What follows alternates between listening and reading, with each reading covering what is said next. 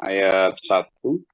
Tapi sebelum kita terangkan di ayat 1 dan 2, yuk kita murojaah dulu dari apa yang sudah kita pelajari di surat An-Nisa. Surat An-Nisa kita ada 176 ayat. Dari 176 ayat itu banyak sekali bicara tentang baik hukum fikih maupun persoalan-persoalan ketauhidan, dan juga membahas tentang sifat-sifat munafik.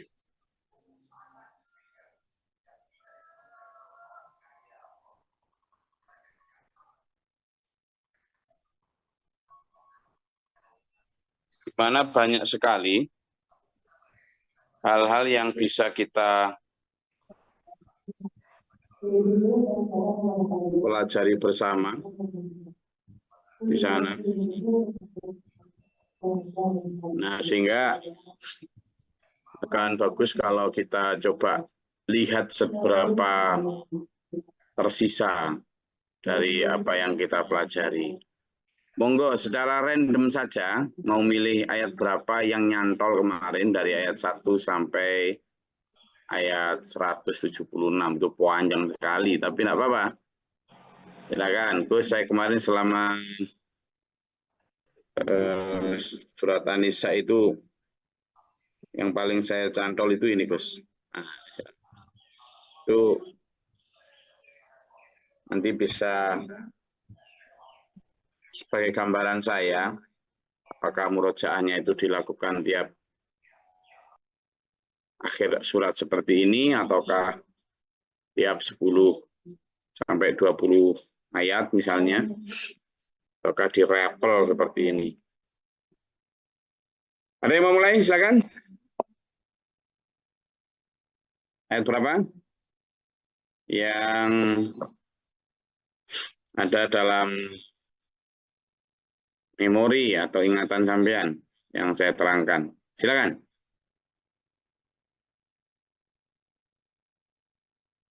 Tentu yang mencatat semua banyak sekali, tapi hal-hal yang menurut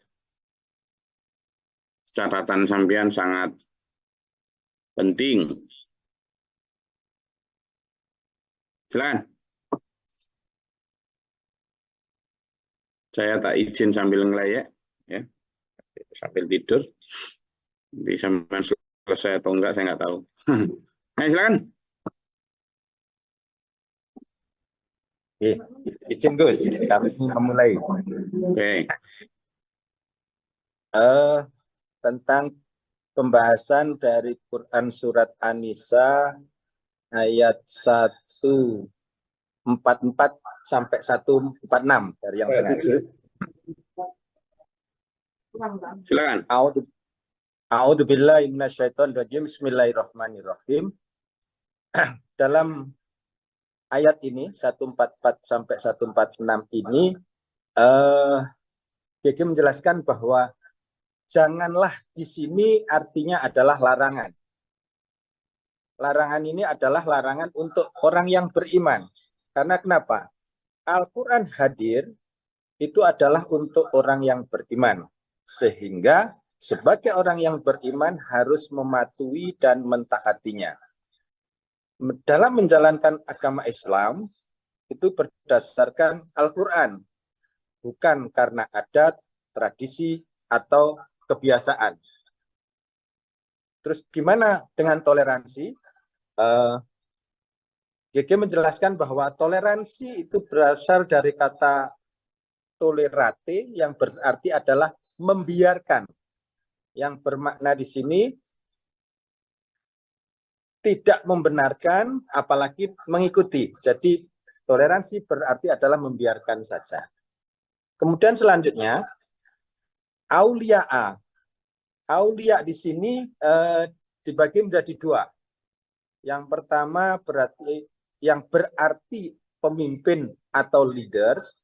Kemudian yang kedua itu berarti teman setia.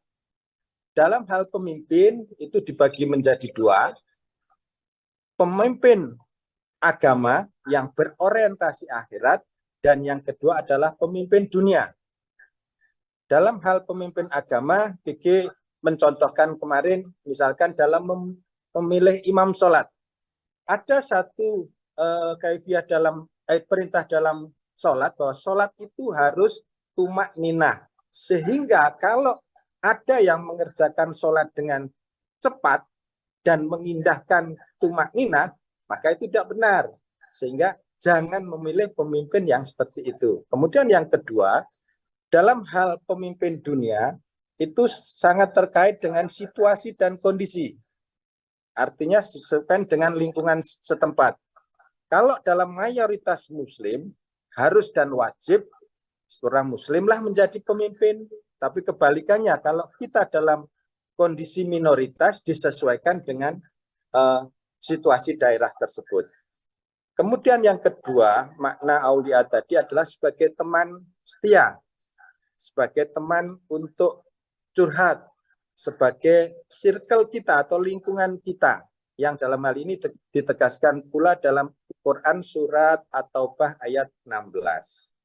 Kemudian untuk ayat 145 bahwa A'udzubillahi minasyaitonir rajim, bismillahirrahmanirrahim. Sungguh orang-orang munafik itu ditempatkan pada tingkatan yang paling bawah.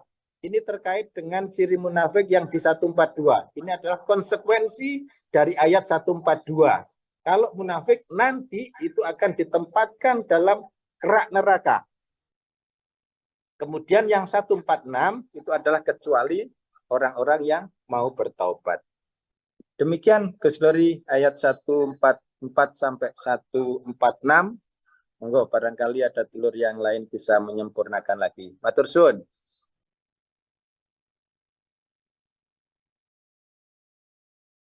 Oke, itu tadi Pak Jo murojaat atau review dari beberapa ayat tentang kepemimpinan dan tentang ciri orang munafik. Silakan kalau ada yang mau nambah lagi. Loh. Ayat berapa? Banyak ayatnya pilihannya kan? Mulai ayat 1 sampai 176. Jadi teman bisa memilih mana yang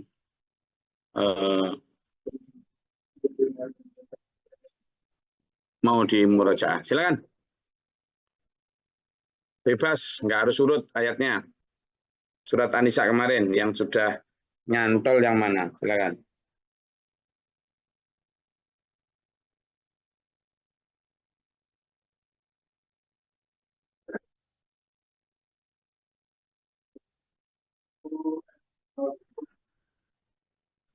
Izin Gus, Silakan.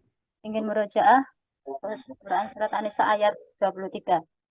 Tentang yang diharamkan atas kamu menikahi ibu-ibumu, ibu tirimu, dan anak perempuan kalian, dan saudara-saudara perempuan kalian, saudara-saudara ayahmu, yang perempuan, saudara-saudara perempuan ibumu, anak-anak perempuan dari saudara laki-lakimu, dan anak-anak perempuan dari saudara perempuanmu, ibu-ibu yang menyusuimu, saudara-saudara perempuan persusuan, ibu-ibu istrimu atau mertuamu, anak-anak perempuan dari istrimu, anak tiri yang dalam pemeliharaanmu. Dan jika kamu belum bercampur dengan istrinya, maka tidak ada dosa bagi kalian menikahi anak tiri. Dan diharamkan bagimu istri-istri anak kandungmu, menantu, dan diharamkan. Ya. Apa yang di murojaah? Silakan. Ada kisah tentang Rasulullah yang dulu punya anak angkat yang bernama Zahid. Dan Zahid menikah dengan Zainab. Lalu Zahid dan Zainab bercerai. Lalu Allah memerintahkan pada Nabi Muhammad untuk menikahi Zainab. Bahkan Zahidlah yang diminta melamar Zainab untuk Rasulullah. Sejak Islam masuk dipastikan tidak boleh ada anak angkat. Jadi bekas istri anak angkat boleh dinikahi. Dalam surat Al-Ahzab ayat 5 dan 40. Artinya anak angkat tidak boleh bernasab atau bernasab pada bapak angkatnya, harus bernasab bin pada bapak kandungnya. Kalau tidak diketahui siapa orang tuanya, maka bapak kandungnya maka disebutkan dengan dianggap sebagai saudara saja. Demikian, Gus. Matur nuwun. Oke. Itu tentang hukum anak angkat, ya. Sudah disampaikan, oke. Tadi sudah bicara tentang ini, pemimpin, tentang munafik, tentang anak angkat. Ayo silakan. Di ayat berapa yang sampean nyantol dari surat An-Nisa kemarin? Silakan, ya harus urut. Ya. Ini tentang ayat surat An-Nisa ayat 92 tentang pembunuhan. Pembunuhan ada 3, yaitu pembunuhan yang sengaja, semi sengaja, dan tidak disengaja. Bagi pembunuh yang bersalah maka hukumnya adalah memerdekakan hamba sahaya yang beriman. Tapi apabila keluarganya tidak meminta maka atau membebaskan, maka pembunuh bebas dari tuntutan. Ayat ini turun diriwayatkan oleh Ikrimah. Gus. Ya, silakan. Riwayat bahwa Haris dibunuh oleh Ayas karena tidak tahu bahwa Haris ini sudah masuk Islam, yang dulunya pernah menyiksa dia. Kemudian Haris dibunuh oleh Ayas karena tidak tahu. Demikian, Gus. Terima kasih.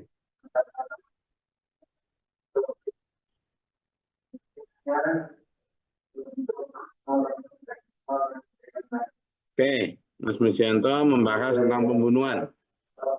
Apa-apa, nanti dibahas lagi tapi lebih detail kalau memang ada yang ingin mengangkat catatannya terkait dengan ayat itu. Ayo silakan, ada lagi. Ya, monggo. Permisi, akan menyampaikan surat An-Nisa ayat 155, 156 tentang pelanggaran perjanjian, sehingga Bani Israel itu hukum karena melanggar perjanjian yang sudah ditentukan oleh Allah. Bani Israel dihukum dalam melanggar perjanjian yang pertama adalah karena mereka habisul haq bil batil, dan kemudian yang kedua takumul haq bil batil, dan yang ketiga mereka membunuh utusan Allah, para nabi dan para rasul yang kebenaran. Kemudian yang keempat, membuat-buat hukum yang sesuatu yang sudah ditentukan oleh Allah yang halal dibuat menjadi haram, kemudian yang haram dijadikan mereka menjadi hukum yang halal. Yang kelima, dilarang melaksanakan dan meninggalkan riba, tapi ternyata mereka malah mengembangkan tentang riba. Kemudian yang enam, dilarang mengurangi timbangan, tapi mereka malah yaitu mengembangkan timbangan dalam berjual beli. Kemudian yang ketujuh, jangan melanggar di hari yang ditentukan oleh Allah. Pada zaman dahulu Bani Israil adalah hari Sabtu. Mereka banyak melanggar karena di situ banyak sekali godaan-godaan yang tentunya ya baik orang yang sebagai pelayan, banyak sekali ikan-ikan yang harus mereka tangkap gitu. Nah, kemudian selanjutnya, kenapa mereka setiap datang seorang utusan Allah yang tidak saja mereka dustakan, akan tetapi bahkan naudzubillah min dzalik sampai mereka membunuhnya. Nah, karena manusia menentang daripada kebenaran Allah yang dibawa oleh para nabi dan para rasul itu, dasarnya yang pertama adalah bertentangan dengan nafsu mereka, bertentangan dengan nafsu manusia. Kemudian yang kedua, faktor setan. Yang ketiga, yaitu mengganggu kenyamanan hidup mereka yang sudah lama sekali mereka hidup dengan tradisi mereka, dengan kenyamanan yang sudah dilakukan bertahun-tahun, sehingga dengan data yang kebenaran mereka tidak nyaman, terganggu. Kemudian yang keempat, reformasi total dari para nabi dan para rasul di dalam mengubah mainstream hidup mereka, ibadah mereka, dan pandangan daripada hidup mereka. Kemudian yang kelima, tokoh-tokoh pembesar-pembesar, faktor-faktor ahli kitab itu yang mempengaruhi umat untuk mendustakan dan menentang para nabi dan para rasul yang membawa kebenaran itu.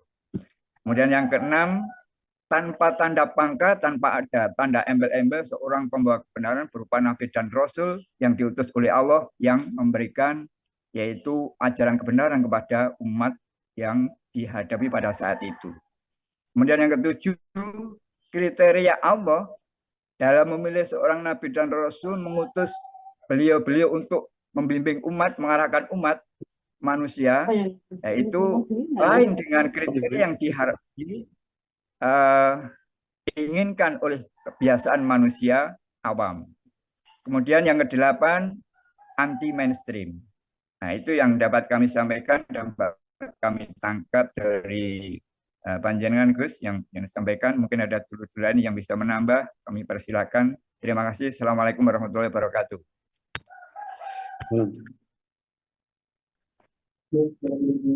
Ya, bagus. Banyak sekali topik-topik yang sudah kita pelajari dalam surat An-Nisa. Sudah ada banyak tadi. Ayo, silakan yang punya catatan lagi. Kita merajaah sebelum masuk ke surat baru yang Al-Maidah. Izin, Gus. Ya, segera, Bet. Enggak. Bismillahirrahmanirrahim. An-Nisa ayat 162. Di sini ayat ini bahas tentang alasan-alasan Allah menghukum kaum Yahudi.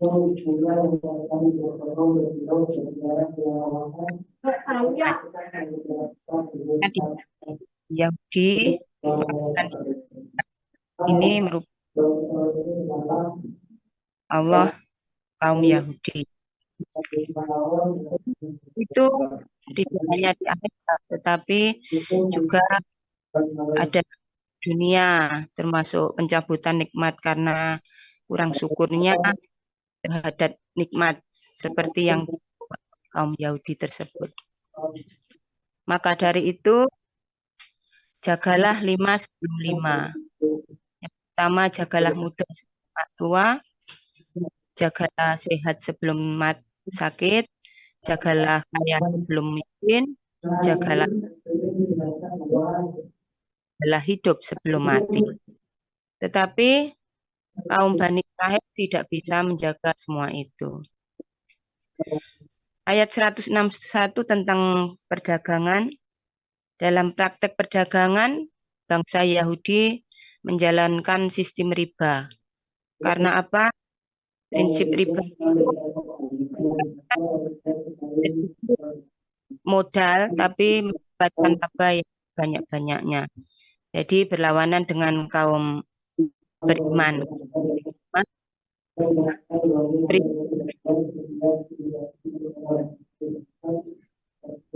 Jadi bukan praktek modern sekarang, tapi sudah bisa pada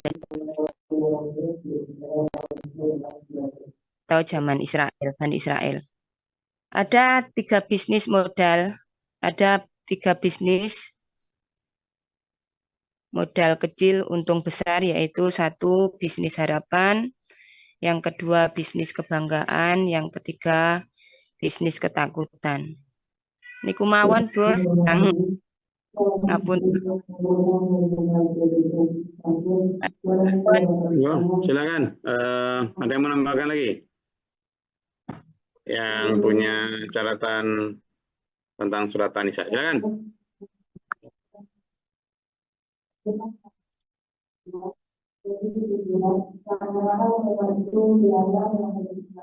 Ini muridnya lagi banyak yang absen ini. Kehabisan pulsa atau apa ini? Silakan. Ayat 1 sampai 176. Oh, banyak itu.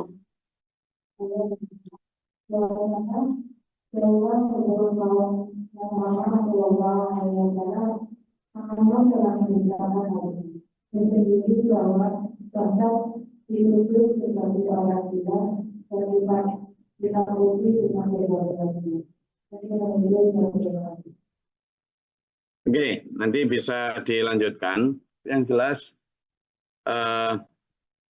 surat-surat yang ada di dalam ayat-ayat yang dalam surat An-Nisa banyak sekali mengandung hikmah. Kita sekarang masuk di ayat 1. Bismillahirrahmanirrahim. A'udzubillahi minasyaitonirrajim. Bismillahirrahmanirrahim. Ya ayyuhalladzina amanu aufu bil 'uqud. Islam itu sangat ini ya, sangat rigid dalam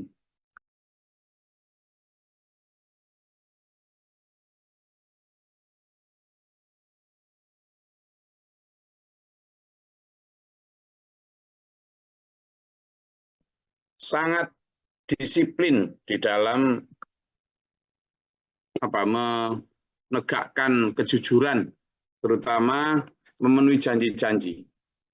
Ada 2 janji kita ini. Pertama, janji kepada Allah. Sudah pasti. Janji sebagai manusia itu kepada Allah ketika kita di alam ruh. Itu adalah mitsaqon ghalidho. Satu janji yang sangat kuat kita kepada Allah. Menuhankan Allah. Ketika kita ditanya alastu birabbikum, itu surat Al-A'raf, coba dibuka surat Al-A'raf 172.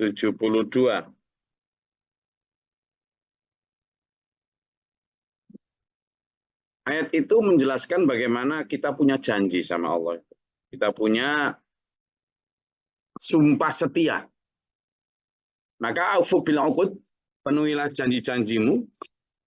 Itu satu di antaranya adalah janji kita kepada Allah untuk menuhankan Allah. Main-main itu. Ya. Janji kepada Allah untuk menuhankan Allah. Ketika Allah berfirman, alastu birabbikum. Bukankah aku ini Tuhanmu? Kita semua menjawab, qalu, kita semua menjawab, bala syahidna. Oke, Gusti, siap. Semuanya bilang siap. Siap untuk menuhankan Allah. Masalahnya menuhankan Allah itu apakah hanya dengan amantu billahi, itu aja? Atau dalam implementasi keseharian kita mentaati aturannya Allah, memprioritaskan Allah di atas segalanya? Kalau belum berarti ya janji kita sedang melenceng tuh. Itu janji kita kepada Allah. Janji yang kedua yang perlu harus kita penuhi adalah kepada sesama dong. Apapun itu, janji sebagai pemimpin, janji sebagai suami, janji sebagai istri, janji sebagai anggota masyarakat, atau bahkan antar individu. Kalau sudah janji datang jam 7, jam 7. Kalau karena ada force majeure, suatu yang tidak di luar kemampuan kita untuk mencegah, ya bilang. Jangan malah cara alasan.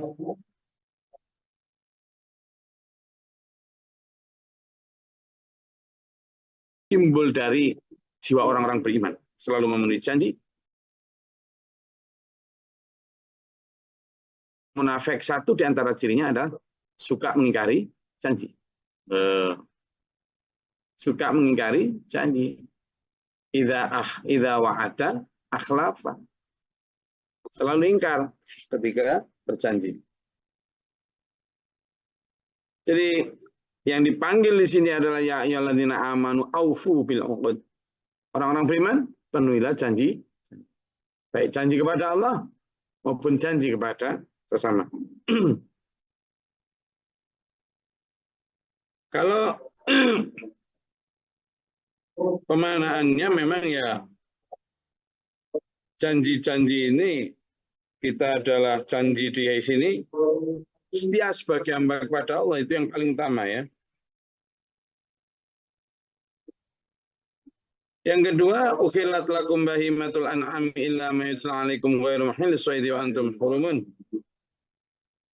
Hewan ternak dihalalkan bagimu kecuali yang disebutkan kepadamu dengan ya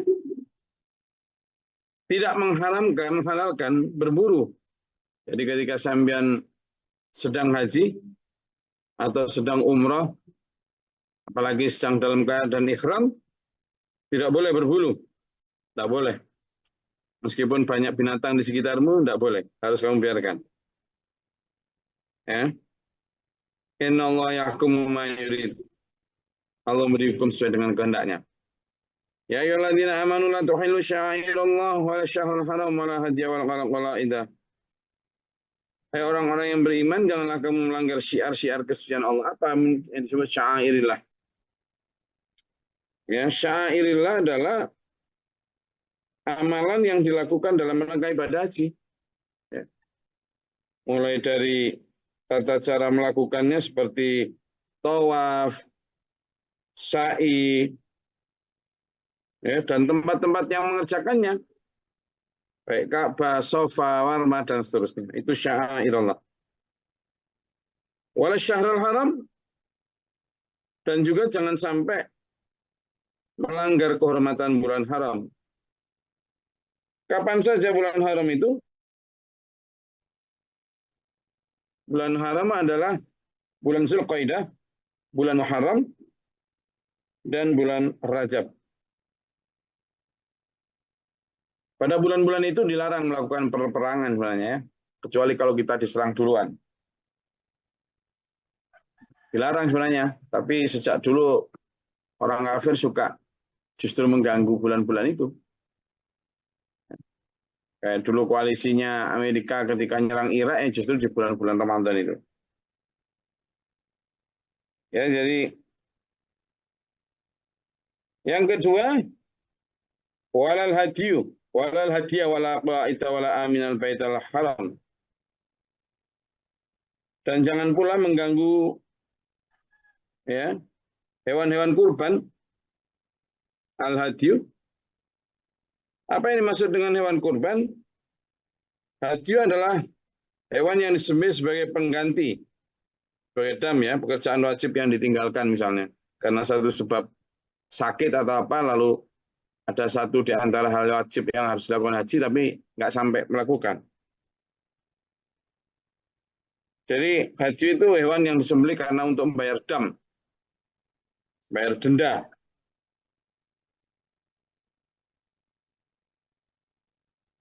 Nah, biasanya sudah ditandai itu hewan-hewan itu. Nah, itu dilarang diganggu. Itu dari misalnya wal hadiah. Walal qalaidah. Dan jangan pula hewan-hewan yang sudah diberi tanda. Ya. Sama. Apa maksudnya yang diberi tanda? Adalah hewan haji yang diberi kalung. Agar disebut bahwa hewan itu memang diperuntukkan untuk dibawa ke apa? Jangan diganggu. Wala amina. Dan jangan pula mengganggu orang yang mengunjungi Baitul Haram untuk mencari keridhaan Allah.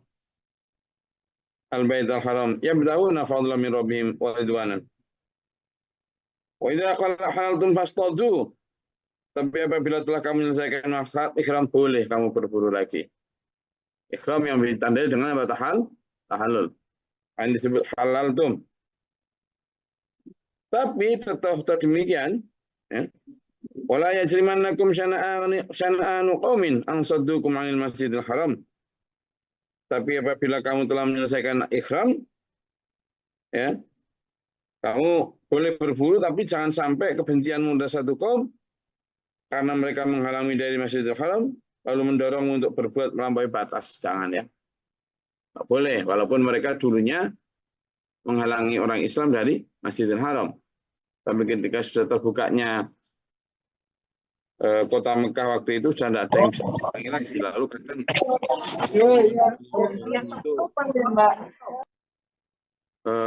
ingin dendam kadang. Nah, itu yang tidak boleh. Dendam apalagi kemudian tak tadu. Jadi dilarang. Ang satu kemana Masjidil Haram ang tak tadu. Tidak boleh yang melampaui batas. Yang terakhir, kalimat di sini adalah wa ta'awanu 'alal birri wat taqwa wa la ta'awanu 'alal itsmi wal 'udwan. Taqullaha innallaha syadidul 'iqab. Tolong-menolong itu dalam kebaikan, jangan tolong-menolong dalam kejahatan. Orang yang jahat jangan ditolong, artinya jangan ditolong untuk melakukan kejahatannya. Sama jangan mengartikan ta'awanu 'alal birri wat taqwa wa la ta'awanu 'alal itsmi wal 'udwan itu hanya pada saat misalnya ada orang melakukan dosa besar, kayak gitu, ya. Misalnya anak atau putri sampean Atau anak laki-laki sampean. Sudah jelas-jelas perilakunya itu ngawur. Kalau sepeda motorannya pokoknya ugal-ugalan, kadang diangkat ke atas apa segala macam. Terus sampean belikan dia motor baru, itu sama dengan membantu kejahatan. Nah, iya kan? Udah tahu anaknya perilakunya gitu, terus minta motor yang lebih kencang lagi, terus sampean belikan atas nama cinta. Ya itu namanya ta'awanu 'alal itsmi wal 'udwan itu. Itu namanya saling membantu dalam dosa dan kesalahan. Makanya sekali lagi, ayo belajar memahami ayat itu secara kontekstual. Bahwa bisa jadi kita sedang melanggar perintah Allah, tapi kita tidak ngerasa. Karena hal-hal yang sifatnya menghalangi dari sisi dunia tadi. Oke. Silakan kalau ada yang mau ditanyakan. Wah.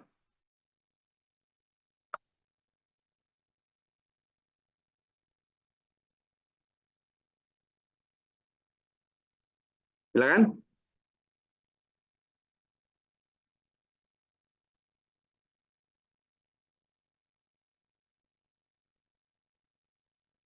Itu dihafalin ya, ta'awanu 'alal birri wat taqwa wa la ta'awanu 'alal itsmi wal 'udwan. Itu ayat Quran yang sangat mengena agar kita itu pertama tidak terlalu kagum wow terhadap dunia luar, agar kita juga tidak terlalu ini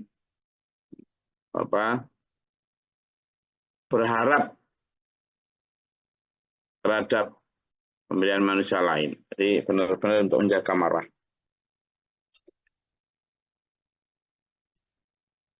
Ada? Oke, kalau tidak ada yang ditanyakan, saya rasa Sabtu tapi harus tetap seru. Sabtu harus tetap maju. Nggak ada hari-hari lemes atau kehilangan semangat, tidak boleh. Harus kita semangati diri kita terus untuk memanfaatkan waktu-waktu kita yang tersisa. Entah 5, 10, 20, 30, 40 tahun lagi, Allah alam, biar Allah yang ngurus, yang bergantung kita. Tapi kita mengisinya ini sesingkat atau sepanjang apapun. Mengisi dengan banyak berdoa kepada Allah. Semoga kita semua dijaga dari godaan dajjal, diselamatkan dari siksa neraka, dan dimasukkannya ke dalam rahmat Allah SWT ila akhirih. Amin. Allahumma sholli wa sallim barik ala Allahumma fir lil mu'minin wal mu'minat wal muslimin wal Allahumma atina fi man hadayta wa afina fi man afayta wa lana fi man tawallayta wa barik lana fi ma atayta wa qina syarra ma qadayta. Astaghfiruka wa atubu ilaika. Allahumma da'fana wa la qadar hasana. Rabbana atina wa lana salama. Allahumma rafa' darajatana fid dunya wal akhirah wa khusnul khatimah. Rabbana ma nafaqtuna min syahidin. Rabbana la tuzigh qulubana ba'da idh hadaytana wa hab lana. Rabbana atina fid dunya hasanah wa fil akhirati واغفر لي ولأخي وانا رب العزة عما يصفون وسلام لله رب العالمين. Wassalamualaikum warahmatullahi wabarakatuh. Waalaikumsalam warahmatullahi wabarakatuh. Terus